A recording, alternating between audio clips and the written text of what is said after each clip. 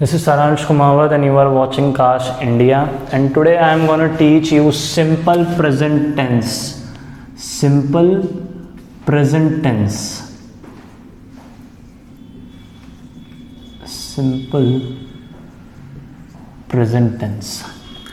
Simple present tense बोलता है जब कोई काम चलता है, जब कोई काम चलता है, ठीक है, यानी कि when you do something on a daily basis और ऑन ए रेगुलर बेसिस, ठीक है, तो at that time we will use simple present tense. या फिर कोई परमानेंट एक्टिविटीज जो आप करते हैं, when we do something and that become permanent in our life, that becomes a part of our life, at that for that activities we use simple present tense. तो उस activities के लिए, उन actions के लिए अपन जो है सिंपल प्रेजेंट टेंस का इस्तेमाल करते हैं। कोई काम चलता है या कोई काम आप करते हैं रेगुलर बेसिस पे, डेली बेसिस पे, मैं स्कूल जाता हूँ, मैं इंग्लिश पढ़ाता हूँ, ठीक है, हिंदी से ही पता चल रहा है, इन सेंटेंसेस से पता चल रहा है कि मैं ये काम रोज करता हूँ। मैं किताब पढ़ता हूँ, मैं स्कूल जाता हूँ, मैं पत्र लिखता हूँ, मैं नेट चलाता हूँ, ठीक है।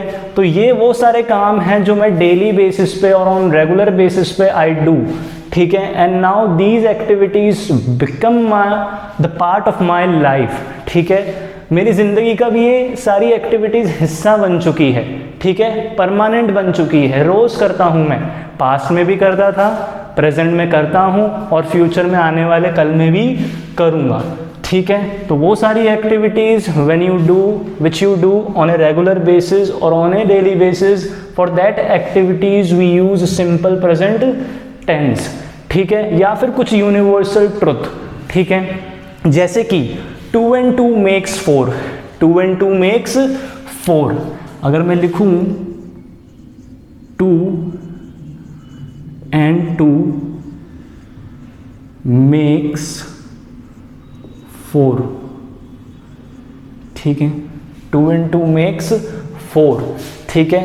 ये एक ऑब्वियसली यूनिवर्सल ट्रुथ है, ठीक है, यूनिवर्सल ट्रुथ है which can not be changed, ठीक है। भाई 2 और 2 4 होते हैं, ये तो कभी चेंज हो ही नहीं सकता, सच्ची बात है, यूनिवर्सल ट्रुथ है। तो इसके अंदर भी अपन ने सिंपल प्रेजेंट टेंस का यूज़ किया है। कैसे यूज़ किया है, ठीक है, मैं बताऊंगा। दूसरा सेंटेंस वो भी एक यूनिवर्सल ट्रुथ है, ठीक है। वाटर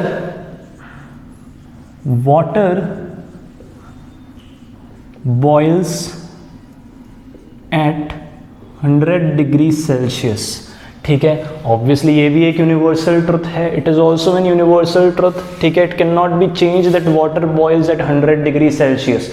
ये भी एक यूनिवर्सल ट्रुथ है जिसको बदला नहीं जा सकता, चेंज नहीं किया जा सकता, ठीक है। ये वो एक्टिविटीज़ हैं जिनको चेंज नहीं किया जा सकता, ठीक है। आप कभी ये नहीं बोल सकते कि वाटर बॉइल्स एट 90 डिग्री और 80 डिग्री सेल्सियस। ये लिखा गया है किताबों में तो लिखा गया है, ट्रुथ है, ठीक है। तो इनके अंदर भी अपन ने सिंपल प्रेजेंट टेंस का यूज़ किया है। तो मैंने 2 बातें बताई, ठीक है। एक तो वो एक्टिविटीज़ जो आप रेगुलर करते हो, डेली बेसिस पे करते हो। दूसरा यूनिवर्सल ट्रुथ, जितने भी यूनिवर्सल ट्रुथ है उन सब के अंदर सिंपल प्रेजेंट टेंस का यूज़ होगा। वो सारी एक्टिविटीज़ व्हेन यू जब आप रेगुलर बेसिस पे और ऑन डेली बेसिस आप करते हो तो सिंपल प्रेजेंट टेंस का यूज़ होगा। अब इसका स्ट्रक्चर क्या होता है, जैसे कि अगर मैं नॉर्मल स्ट्रक्चर बोलूं, नॉर्मल स्ट्रक्चर, ठीक है। अगर मैं फर्स्ट पर्सन और सेकंड पर्सन की बात करूं, फर्स्ट पर्सन कौन होता है, आई, फर्स्ट क्लास में बताया था। सेकंड पर्सन कौन कौन होते हैं, यू, वी और दे, ठीक है। प्लस इनके साथ एक्शन में कुछ भी नहीं आएगा, एक्शन की फर्स्ट फॉर्म आएगी, सिर्फ एक्शन की फर्स्ट फॉर्म आएगी, प्लस ऑब्जेक्ट, ठीक है। I, you, we, they plus action की फर्स्ट फॉर्म प्लस ऑब्जेक्ट, ठीक है।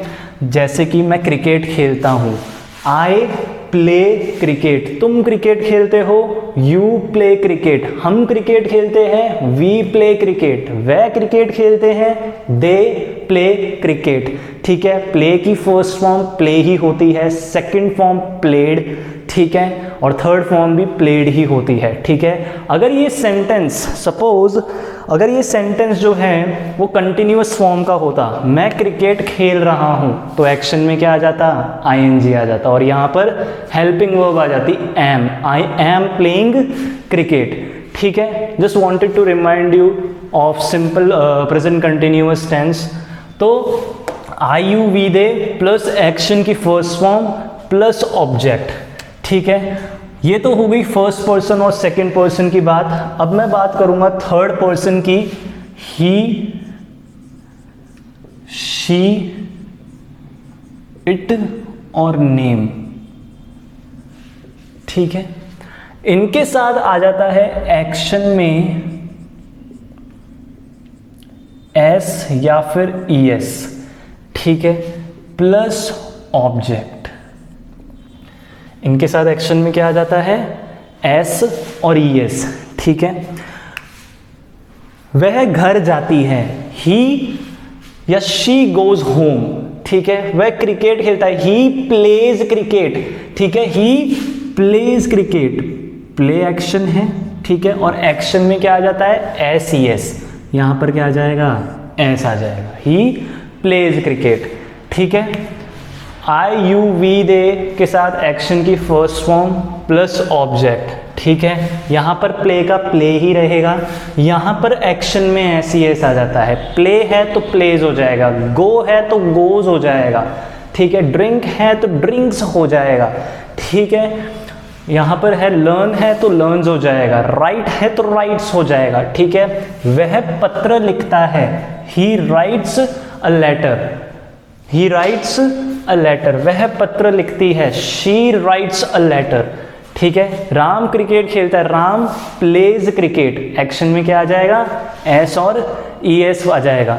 तो सेंटेंसेस से ही पता चल रहा है कि राम क्रिकेट खेलता है, वह घर जाती है, वह इंग्लिश सीखती है। ये वो लोग रेगुलर बेसिस पे काम करते हैं, रेगुलर एक्टिविटीज़ है, डेली बेसिस पे करते हैं। ठीक है, इसके अलावा यूनिवर्सल ट्रुथ मैंने आपको बताया था that water boils at 100 degree Celsius. तो बॉइल में क्या लगाया था, एस लगाया था। 2 and 2 makes 4, मेक में क्या लगाया था, एस लगाया था। ठीक है, तो एक्शन में क्या आ जाता है, एस यस, जब भी अपन थर्ड पर्सन की बात कर रहे हो या फिर इट की बात कर रहे हो। ठीक है, फर्स्ट पर्सन के साथ या सेकंड पर्सन के साथ कभी भी एस एस नहीं आएगा, एक्शन की फर्स्ट फॉर्म ही आएगी।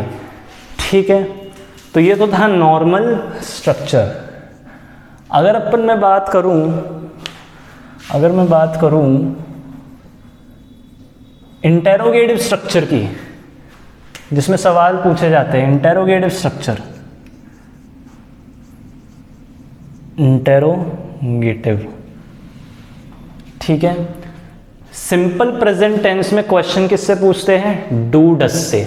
जब मैं बात कर रहा हूं फर्स्ट पर्सन और सेकंड पर्सन की, तो सवाल मैं डू से पूछूंगा, डू से, प्लस आई यू वी दे। ठीक है, प्लस एक्शन की फर्स्ट फॉर्म प्लस ऑब्जेक्ट। ठीक है, अगर मैं किसी से पूछ रहा हूं कि क्या तुम करते हो, क्या वह करते हैं, क्या तुम इंग्लिश बोलते हो, do you speak English, speak का स्पीक ही रहेगा। मैंने क्या बोला, एक्शन की फर्स्ट फॉर्म, एक्शन की फर्स्ट फॉर्म, स्पीक की फर्स्ट फॉर्म स्पीक ही होती है। डू यू स्पीक इंग्लिश, क्या तुम स्कूल जाते हो, do you go to school. ठीक है, एक्शन क्या है इसमें, गो का गो ही रहेगा बिकॉज एक्शन की फर्स्ट फॉर्म आती है। बस ये ध्यान रखना, अपन सिंपल प्रेजेंट में क्वेश्चन किससे पूछते हैं, डू से पूछते हैं। डू से पूछते हैं किसके साथ, फर्स्ट पर्सन और सेकंड पर्सन के साथ, फर्स्ट पर्सन और सेकंड पर्सन के साथ। ठीक है, अपन डू से क्वेश्चन पूछते हैं, क्या वह करता है, क्या तुम करते हो, क्या वे करते हैं, क्या हम करते हैं। ठीक है, Do we learn English? Do we speak English? Do you write a letter? Do you read a book? Do you play guitar? Do you go home? ठीक है, अगर मैं बात करूँ थर्ड पर्सन की, तो थर्ड पर्सन से हम क्वेश्चन पूछते हैं डज से, डज, ठीक है, plus he she it name, ये अपने थर्ड पर्सन होते हैं, ही शी इट और नेम, प्लस एक्शन की first form plus object. Now students ask, बच्चे पूछे कि सर यहाँ पर आपने थर्ड पर्सन के साथ एक्शन में एस लगाया है, ठीक है, बट यहाँ पर भी तो बात थर्ड पर्सन की हो रही है, यहाँ पर एक्शन में एस क्यों नहीं लगाया? अगर आप ध्यान से देखोगे तो यहाँ पर डू में ही अपन ने क्या लगा दिया, ईएस लगा दिया। जब डू में ईएस लगा दिया तो एक्शन में एस लगाने की ज़रूरत ही नहीं है, ठीक है, ऊपर डज था ही नहीं, इसलिए अपन ने एक्शन में एस लगाया। जहाँ डज आ गया वहाँ पर एक्शन में एस लगेगा ही नहीं, क्योंकि एट द एंड डू में ही अपन ने क्या लगा दिया, ईएस लगा दिया, ठीक है। क्या वह क्रिकेट खेलता है? Does he play cricket. क्या वह खाना बनाती है? Does she cook food. हाँ बनाती है, शी कुक्स फूड, ठीक है। क्या वह इंग्लिश सीखता है? Does he learn English. हाँ सीखता है, ही लर्न्स इंग्लिश, ठीक है। नॉर्मल स्ट्रक्चर में डू डज आते ही नहीं है, डज नहीं आता, ठीक है, किसी भी सेंटेंस में एस नहीं लगता, इसलिए एक्शन में एस लगाना पड़ा। यहाँ पर डज आ गया तो ज़रूरत ही नहीं है, क्योंकि डू में क्या लगा दिया अपन ने, एक तरीके से ईएस लगा दिया। अगर मैं बात करूँ नेगेटिव सेंटेंसेस की, किसकी? नेगेटिव सेंटेंसेस की बात करूँ तो मना कैसे करते हैं? डज नॉट, डू नॉट, ठीक है।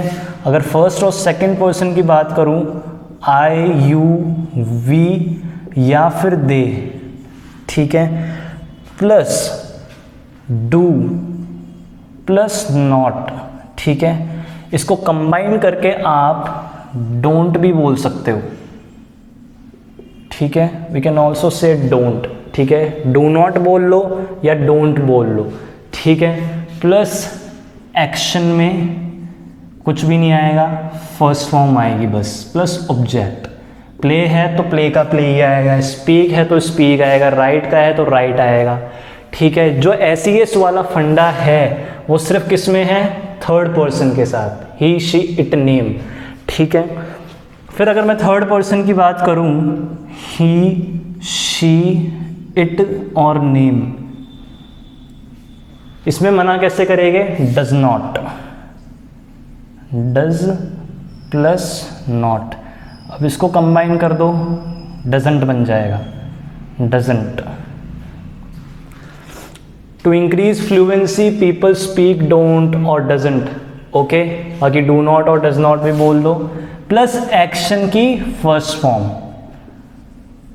अब वापस से क्वेश्चन आएगा कि यहाँ पे थर्ड पर्सन की बात हुई, एक्शन में एस लगा दिया, यहाँ पर भी तो थर्ड पर्सन की बात हो रही है, एक्शन में एस क्यों नहीं लगाया? क्योंकि डज आ गया, ठीक है, डू में ही अपन ने क्या लगा दिया? डज। तो इन शॉर्ट अगर मैं बोलूँ, जहाँ जहाँ डज आ रहा है वहाँ पर एक्शन में एस लगाने की ज़रूरत नहीं है, यहाँ पर डज था ही नहीं, तो एक्शन में हमें एस लगाना पड़ा, सामने वाले को बताना पड़ा कि बात किसकी हो रही है, सिंपल प्रेजेंट टेंस की हो रही है। बारिश होती है, बारिश होती है, ठीक है। अब सेंटेंस से ही पता चल रहा है, मेरा मतलब है कहने का कि रोज़ होती है, इट रेन्स, ठीक है, इट रेन्स, रेन में क्या आ गया? एस आ गया, ठीक है। प्रेजेंट कंटिन्यूअस में आईएनजी लगा देते थे, ठीक है, फ्यूचर कंटिन्यूअस, पास्ट कंटिन्यूअस, तो आईएनजी आ जाता था। यहाँ पर इट के साथ एक्शन में एस आ जाता है, एक्शन क्या है? रेन, रेन में क्या आ गया? एस। बारिश होती है, इट रेन्स, बारिश नहीं होती, it doesn't rain, it doesn't rain. यहाँ पर एस नहीं आएगा, क्यों? डज नॉट है ना, ठीक है। क्या बारिश होती है? Does it rain, does it rain, यहाँ पर भी रेन में एस नहीं आएगा, क्यों? क्योंकि डज है ना। जब डू में आपने एस लगा दिया तो रेन में एस लगाने की ज़रूरत ही नहीं है, यहाँ पर डज था ही नहीं तो रेन में अपने को एस लगाना पड़ा, ठीक है। तो ये तो था नॉर्मल स्ट्रक्चर, ठीक है। जब अपन बात करते हैं रोज़ाना एक्टिविटीज़ की, मैं स्कूल जाता हूँ, मैं इंग्लिश बोलता हूँ, मैं इंग्लिश सीखता हूँ, वह इंग्लिश सीखती है, ठीक है। जब बस थर्ड पर्सन की बात करें तो एक्शन में SES। सवाल किससे पूछते हैं सिंपल प्रेजेंट टेंस में? डू डस से। डू से कब पूछेंगे? जब अपन फर्स्ट पर्सन और सेकंड पर्सन की बात कर रहे हैं। डज से कब पूछेंगे? जब अपन थर्ड पर्सन की बात कर रहे हैं। क्या वह करता है, क्या वह करती है, क्या बारिश होती है, क्या राम करता है, ठीक है। तो डज से सवाल पूछेंगे जब अपन थर्ड पर्सन की बात कर रहे हैं। जहाँ डज आ गया वहाँ ES लगाने की या S लगाने की ज़रूरत नहीं है। मना किससे करते हैं? जब सवाल भी अपन डू डज से पूछ रहे हैं तो मना भी किससे करेंगे? डू नॉट और डज नॉट से। जब बात कर रहे हैं फर्स्ट पर्सन सेकंड पर्सन की तो डू नॉट, जब थर्ड पर्सन की बात कर रहे हैं तो डज नॉट, ठीक है। एक्शन की फर्स्ट फॉर्म ही आएगी, क्यों? क्योंकि डज आ गया। सिंपल इज दैट, ठीक है। If you wish you can take a screenshot of this structure first of all, and apart from that I also told you that I would give you 10 vocabulary words and some phrasal verbs, ठीक है। अगर मैं phrasal verbs की बात करूं तो एक word होता है डिस्कनेक्ट, ठीक है। जैसे आप किसी के काफ़ी अच्छे दोस्त हो लेकिन बीच में बात करना बंद कर दिया, ठीक है, डिस्कनेक्ट हो गए आप उससे, ठीक है। तो डिस्कनेक्ट के लिए एक फ्रेजल वर्ब होता है कट ऑफ, कट ऑफ कर देना, ठीक है, कट ऑफ कर देना। तुमने बात करना बंद क्यों की? Why did you cut off, ठीक है। कट ऑफ का मतलब एक तरीके से डिस्कनेक्ट ही होता है, डिस्कनेक्ट कर देना, ठीक है।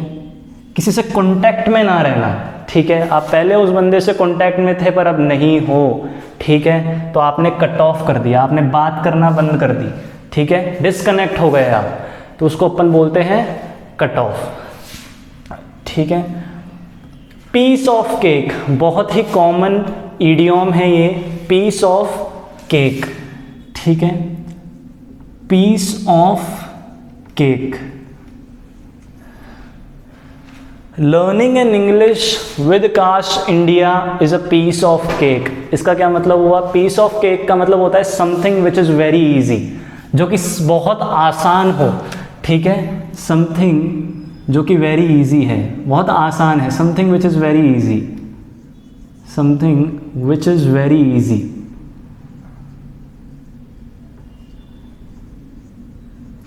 अगर शुद्ध हिंदी में अगर मैं बोलूं तो बाएं हाथ का काम है। इंग्लिश सीखना मेरा बाएं हाथ का काम है। Learning English is a piece of cake for me, learning English is a piece of cake for me, ठीक है। सम सॉल्व करना मेरा बाएं हाथ का काम है, यानी कि बहुत इजी है। सॉल्विंग पजल्स या sum is a piece of cake for me, ठीक है। इसी का उल्टा अगर कोई चीज़ बहुत टफ है, बहुत हार्ड है, ठीक है, it is not my cup of T, it is not my cup of T.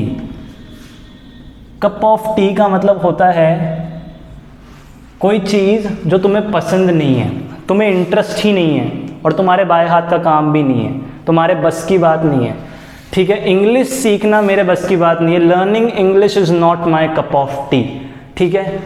ध्यान देना, अगर मैं यहाँ से नॉट हटा दूँ, ठीक है, तो ये क्या बन जाएगा? It is my cup of T, यानी कि मेरे बस की बात है। Learning English is my cup of T, मैं कर सकता हूँ, बट इसका मतलब ये नहीं है कि बहुत आसान है, ठीक है। आसान के लिए एक वर्ड है पीस ऑफ केक, यहाँ पर तुम कर सकते हो उस चीज़ को, ठीक है। Learning English is my cup of T, ठीक है। वैसे ये यूज़ होता है नॉट के साथ ही मोस्ट ऑफ द टाइम्स, ठीक है, क्योंकि बाकी चीज़ के लिए पीस ऑफ केक ही लोग यूज़ करते हैं। Is not my cup of T. इसके अलावा एक और चीज़ होती है हार्ड नट टू क्रैक, ठीक है, hard nut to crack, hard nut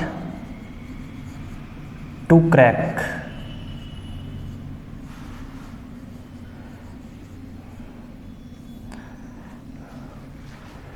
government exams pass करना बहुत मुश्किल काम है।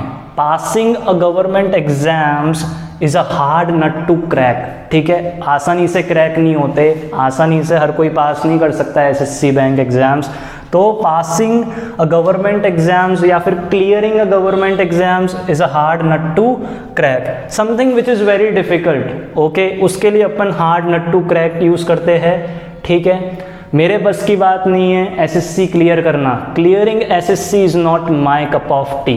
ठीक है, एसएससी क्लियर करना मेरे बाएं हाथ का काम है, clearing SSC is a piece of cake for me. तो पीस ऑफ केक मतलब something which is very easy. इसका अपोजिट एकदम ये है, कोई चीज़ जिसमें आपका इंटरेस्ट नहीं है, हमारे बस की बात नहीं है, माई कप ऑफ टी। कोई चीज़ बहुत मुश्किल है तुम्हारे लिए, ठीक है, it is a hard nut to crack for you. ठीक है, तो ये तीनों के तीनों क्या है, एक इडियोम्स हैं। ठीक है, yeah, so apart from simple present tense, I am going to tell you 10 vocabulary words. The first one is sturdy. The first word is sturdy. Sturdy means a strong person, the person who is physically strong or physically active. For that person we can use sturdy. He is so sturdy, she is sturdy. ठीक है, the person who is physically strong, for that person we will use sturdy. दूसरा अगर मैं बोलूँ तो इसी से मिलता जुलता है robust. robust. तीसरी की बात करूँ तो वो भी सेम मीनिंग है उसका भी, metalsome. मेटलसम। ठीक है, ये तीनों वर्ड्स जो है वो सिनोनिम्स है। ठीक है, ये तीनों वर्ड्स एक दूसरे के सिनोनिम हैं, सिनोनिम्स।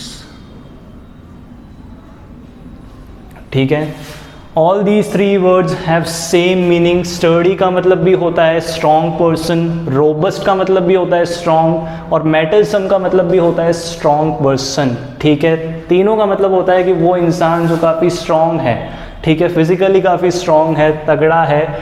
ठीक है, तो इन तीनों वर्ड का एक ही मतलब होता है, and they all are synonyms of each other.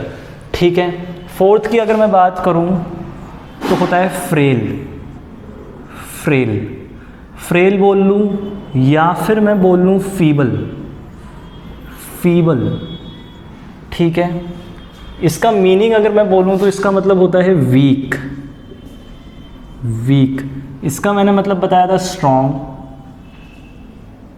ठीक है, और इसका मतलब मैं बता रहा हूँ वीक। फ्रेल का मतलब होता है कमज़ोर, फीबल का मतलब भी होता है कमज़ोर। The person who is in a very weak condition, for that person we will use frail और फीबल। ठीक है, you are in a frail condition, तुम काफ़ी बुरी कंडीशन में हो, काफ़ी कमज़ोर दिखते हो, you look frail, you look feeble. ठीक है, तो फ्रेल और फीबल ये दोनों भी जो है एक दूसरे के सिनोनिम्स ही है, बोथ हैव सेम मीनिंग्स। ठीक है, ये तीनों इन दोनों के एंटोनिम्स हुए। ठीक है, इसका मतलब है स्ट्रॉन्ग, इसका मतलब है वीक। ठीक है, सिक्स्थ की अगर मैं बात करूं, ऑस्पीशियस। ऑस्पीशियस, ठीक है, there should not be a delay in an auspicious work. Auspicious work का मतलब होता है शुभ कार्य। शुभ कार्य, अगर मैं हिंदी में बोलूं तो शुभ काम। ठीक है, auspicious work, there should not be a delay in an auspicious work. कोई भी शुभ काम से पहले देरी नहीं होनी चाहिए। इस पूरे सेंटेंस का मतलब ये है। सिर्फ ऑस्पीशियस का मतलब क्या हुआ, शुभ। ऑस्पीशियस वर्क का मतलब क्या हुआ, शुभ काम। ऑस्पीशियस वर्क, शुभ। सेवेंथ की अगर मैं बात करूं, ठीक है, मिसलीड। मिसलीड, ठीक है, you should not watch mislead advertisements. Mislead advertisement मतलब गुमराह करना। मिसलीड का मतलब होता है गुमराह करना। जो ये विज्ञापन है, एडवर्टीजमेंट्स है, ठीक है, nowadays they all are fake and they all are misleading us. Misleading us मतलब ये हमें गुमराह कर रहे हैं। क्या कर रहे हैं, गुमराह कर रहे हैं। मिसलीड मतलब गुमराह। गुमराह, इसकी शुद्ध हिंदी होती है गुमराह, मिसलीड करना। ठीक है, इसी से मिलता जुलता एक वर्ड है मिसकंसेप्शन। मिसकंसेप्शन, मिसकंसेप्शन,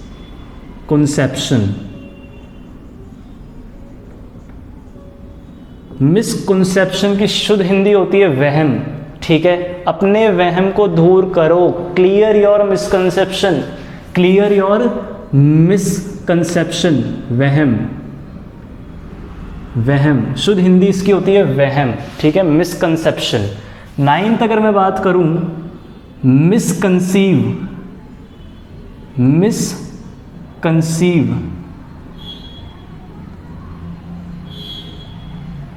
मिसकंसीव का मतलब होता है तुम मुझे वहम में डाल रहे हो। ये एक एडजेक्टिव है, ये एक एडजेक्टिव है और ये एक वर्ब है, ठीक है।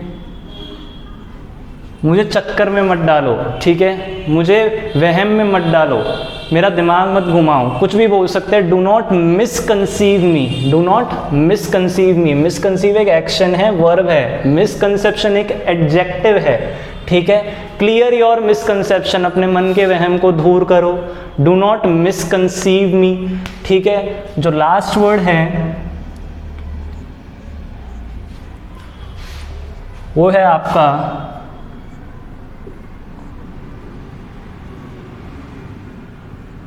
ऑगमेंट। ऑगमेंट का मतलब होता है इंक्रीज करना, इंक्रीज, इंक्रीज, या फिर अपन बोलते हैं एक्सपेंड, एक्सपेंड, ठीक है। एक्सपेंड आप किसको करते हो? Business. You can take an example of business. आप बिजनेस को एक्सपेंड करना चाहते हो, और बढ़ाना चाहते हो, और ब्रांचेस खोलना चाहते हो। इसका मतलब आप बिजनेस को ऑगमेंट करना चाहते हो, इंक्रीज करना चाहते हो, ठीक है, एक्सपेंड करना चाहते हो, तो ये होता है ऑगमेंट। मिसकंसीव, मिसकंसेप्शन, स्टर्डी, रोबस्ट, मेटलसम, तीनों का मतलब होता है क्या? स्ट्रॉन्ग। वो व्यक्ति जो फिजिकली काफ़ी स्ट्रॉन्ग है, फ्रेल, फीबल, जो बहुत वीक होता है, ठीक है। इसकी जगह आप फो भी बोल सकते हो। फो एक्चुअली इसका पूरी तरह से डिफरेंट मीनिंग होता है। फो का मतलब होता है दुश्मन, दुश्मन, ठीक है। फो कभी भी फोज नहीं होता है, ठीक है। बहुत सारे दुश्मनों के लिए भी अपन फो ही यूज़ करेंगे, जैसे फ्रेंड, फ्रेंड्स, ठीक है। फो, फोज नहीं होगा, फो ही रहेगा। फो का मतलब होता है दुश्मन, ठीक है। तो ये थे आपके 10 वोकेबलरी वर्ड्स, ठीक है। सो आज मैंने आपको पढ़ाया सिंपल प्रेजेंट टेंस। अगली क्लास में अपन पढ़ेंगे simple past tense. If you like this video, share it and hit the bell icon.